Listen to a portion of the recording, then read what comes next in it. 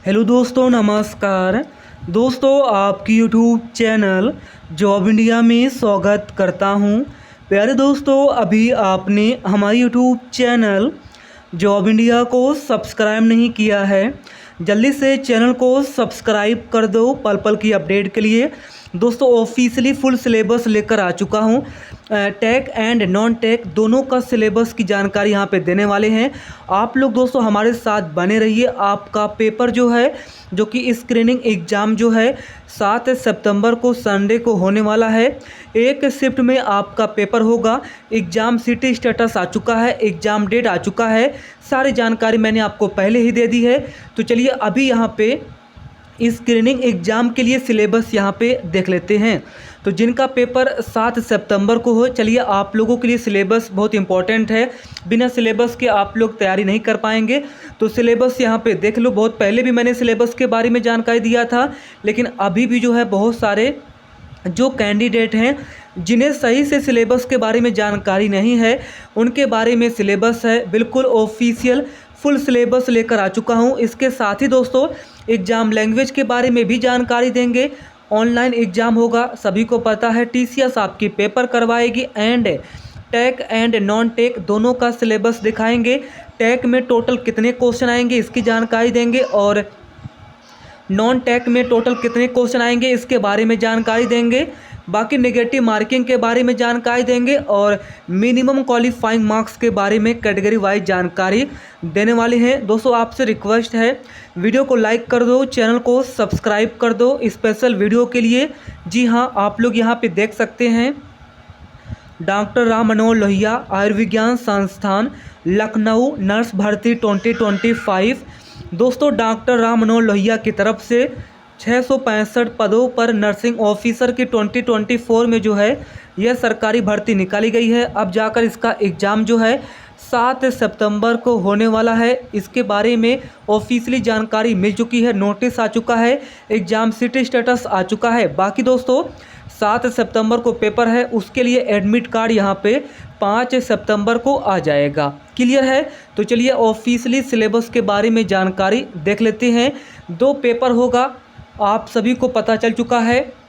अभी जो मैं आपको सिलेबस दिखाऊंगा यह स्क्रीनिंग के लिए भी सिलेबस सेम रहेगा, और मेंस एग्ज़ाम के लिए भी सिलेबस यहाँ पे सेम रहने वाला है। अभी स्क्रीनिंग एग्ज़ाम जो है 7 सितंबर को होगा, फिर रिजल्ट आएगा, फिर आप लोगों का मेंस एग्ज़ाम होगा, यानी कि फिर आपका सेकेंड एग्ज़ाम होगा। नो डाउट क्लियर है, मैंने आपको सारी जानकारी स्टार्टिंग में ही बता दिया है। चलिए अब सिलेबस के बारे में देखते हैं। तो सबसे पहले आपको लेके चलेंगे डॉक्टर राम मनोहर लोहिया आयुर्विज्ञान संस्थान की वेबसाइट पर।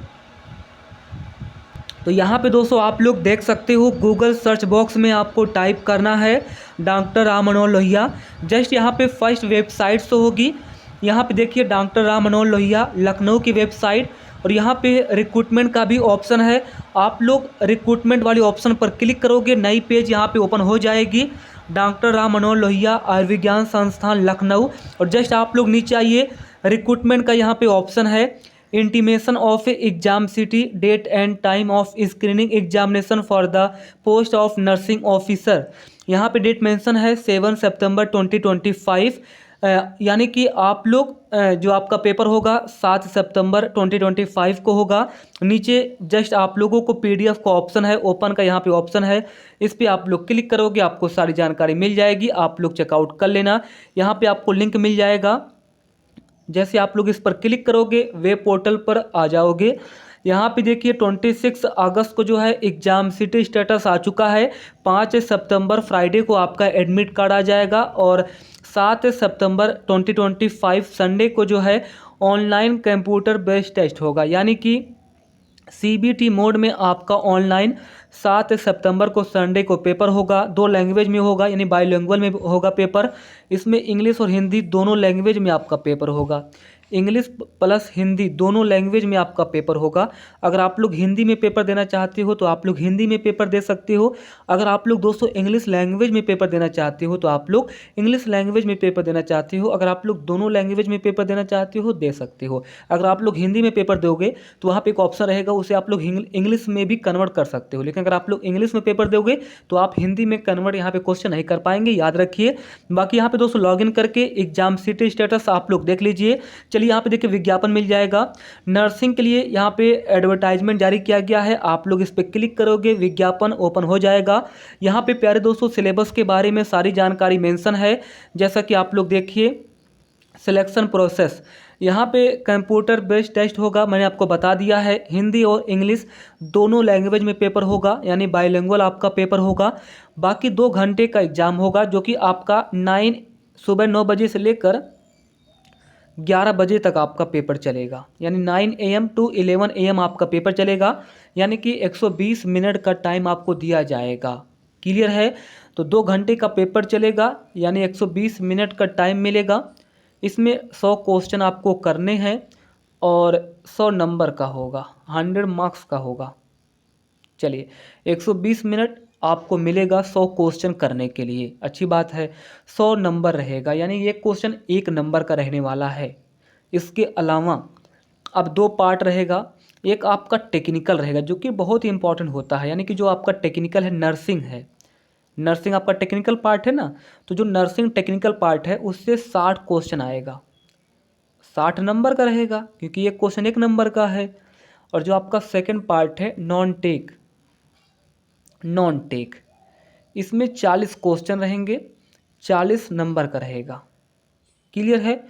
तो दोनों पार्ट अगर आप लोग ऐड कर दोगे, टेक और नॉन टेक दोनों, तो यहाँ पे 100 क्वेश्चन हो जाएंगे, 100 नंबर का हो जाएगा। 120 मिनट का टाइम आपको करना है, याद रखिएगा 120 मिनट का ही टाइम दिया जाएगा।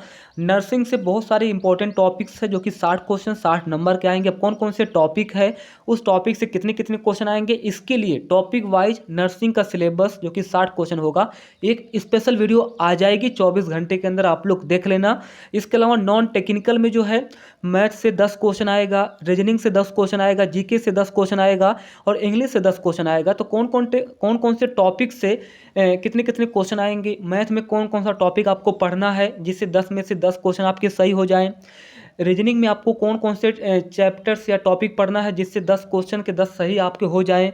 तो इसके लिए अलग अलग वीडियो आएगी और इसी जॉब इंडिया चैनल पर आएगी, बस आप लोग सपोर्ट करिए और इस वीडियो को ज़्यादा से ज़्यादा यहाँ पे शेयर करिए। तो यहाँ पे 60 क्वेश्चन नर्सिंग से आएंगे, 60 नंबर का होगा।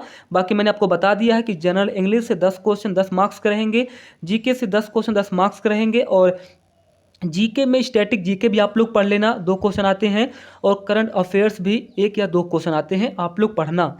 रीजनिंग से जो है 10 क्वेश्चन 10 मार्क्स के आएंगे और मैथमेटिकल एप्टीट्यूड से 10 क्वेश्चन 10 मार्क्स के आएंगे।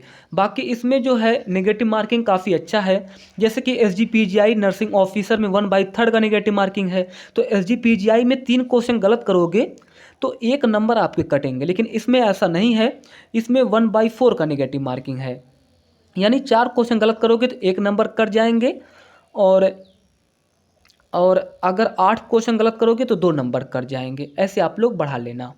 तो 4 क्वेश्चन गलत करोगे इसमें तो 1 नंबर आपके कट जाएंगे, क्योंकि एक सवाल सही करोगे तो 1 नंबर मिलेंगे। बाकी अगर एक सवाल गलत करोगे तो 0.25 मार्क्स कटेगा, यानी 1/4 का नेगेटिव मार्किंग है। क्लियर है? 2 क्वेश्चन गलत करोगे तो आपके आधा नंबर कटेगा और 3 क्वेश्चन गलत करोगे तो 0.75 मार्क्स कटेगा। अगर 4 क्वेश्चन गलत कर देते हो फिर 1 नंबर कटेगा और 8 क्वेश्चन गलत करते हो तो 2 नंबर कटेगा। यहाँ पे बोला गया है there will be negative marking, no doubt.